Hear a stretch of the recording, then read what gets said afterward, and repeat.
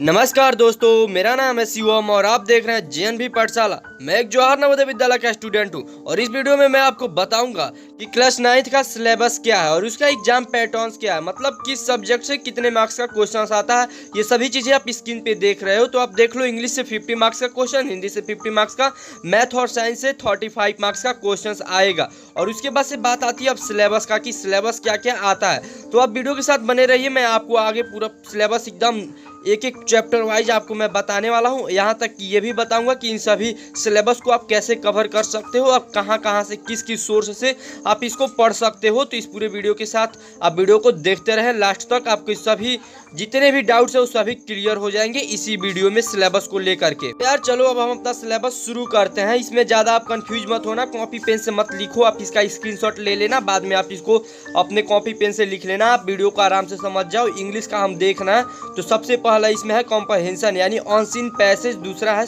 Word and sentence, third है spelling structure और fourth है रीअरेंजिंग जंबल वर्ड और फिफ्थ है एक्सेप्शंस और सिक्स्थ है use of degree of comparisons और सेवेंथ है मॉडल एक्जुलरी वर्ब, एट है यूज ऑफ प्रीपोजिशन। ये प्रीपोजिशन हर एक एग्जाम में आता है तो आप इसको अच्छे से पढ़ लेना। और नाइन्थ है टेंस फॉर्म्स और 10 है रिपोर्टेड स्पीच यानी डायरेक्ट और इनडायरेक्ट स्पीच। तो इन सभी को जैसे कॉम्प्रहेंशन जो अनसीन पैसेज है इसको तो आप पढ़ करके कंप्लीट कर सकते हो, लेकिन ये जितना भी ग्रामर सेक्शन आपको दिख रहा है इन सभी को आप एक एक करके यूट्यूब पे सर्च कर करके आप पढ़ सकते हो किसी भी टीचर से। नहीं तो आपने जो बुक खरीदा होगा उससे भी आप सेल्फ स्टडी करके पढ़ सकते हो। उस बुक में ये सभी चैप्टर्स दिया है तो उस बुक से आप पढ़ सकते हैं। जैसे भी मैंने आपको एग्जाम कार्ड बुक बताया था कि एग्जाम कार्ड पब्लिकेशन का काफ़ी अच्छा है क्लास 9 के लिए, तो आप ले सकते हो उसको परचेस करके, उससे आप पढ़ सकते हो। आप ये स्क्रीन पे जो इमेज देख रहे हैं इसका स्क्रीनशॉट ले लीजिए, यही इंग्लिश का पूरा सिलेबस है।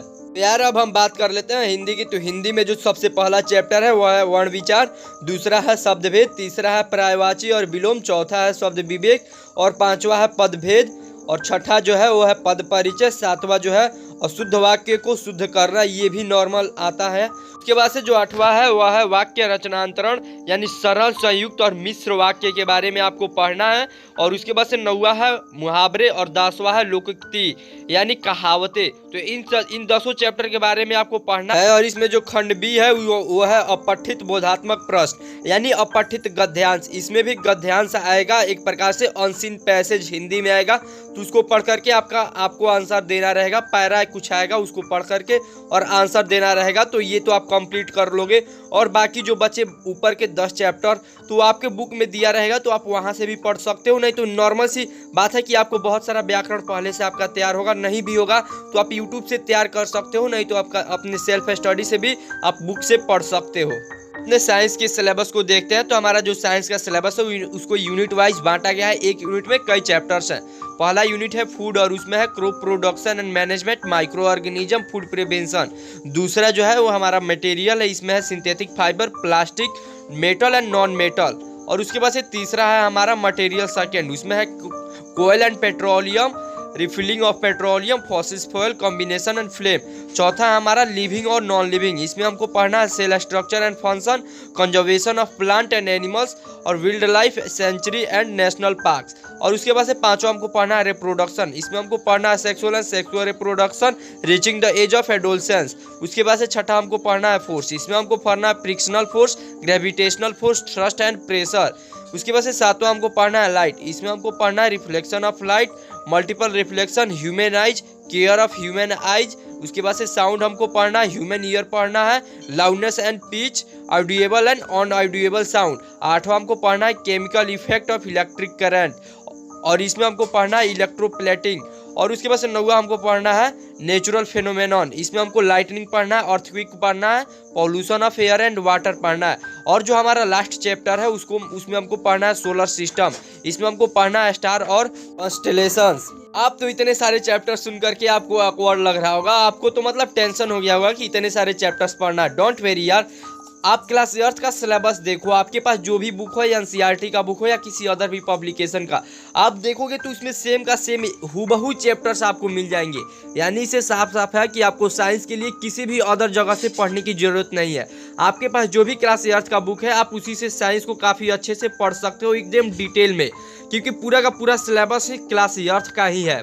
मजे की बात यह है कि क्लास 8 आप पहले से पढ़े हो, बस आपको रिवीजन करने की जरूरी है।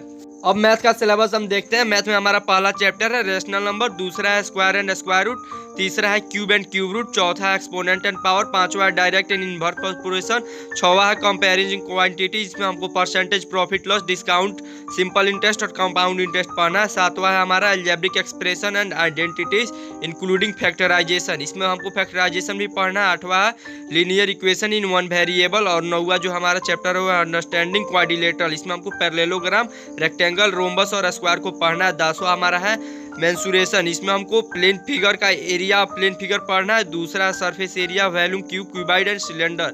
और 11वां जो है वो है डाटा हैंडलिंग, इसमें हमको bar graph, pie chart, arranging data और प्रोबेबिलिटी, इन सभी चैप्टर्स को आपको पढ़ना है। और इसमें भी बहुत सारे चैप्टर्स हैं, फिर आप कंफ्यूज हो जाओगे कि इतने सारे पढ़ने हैं, लेकिन आप कंफ्यूज मत हो। एक बार अपना क्लास 8 का मैथ का बुक निकालो और फिर से अपना सिलेबस चेक करो। सेम का सेम चैप्टर्स आपको, सभी के सभी चैप्टर्स आपको मिल जाएंगे, तो घबराने की कोई बात नहीं है। आप क्लास 8 अगर अच्छे से पढ़े हो तो आप इन सभी चीज़ों को कवर कर लोगे। बस एक बार आपको रिवीजन की ज़रूरत है। ऐसा नहीं है कि ये कंपटीशन एग्जाम है तो ये है कि थोड़ा सा घुमाऊ क्वेश्चन पूछ देगा, लेकिन हाँ उसी के बेस पे पूछेगा। आप अपने क्लास 8 को ही अच्छे से पढ़ो, और आप क्लास 8 को ही अच्छे से पढ़ो, आपका सिलेक्शन पक्का हो जाएगा।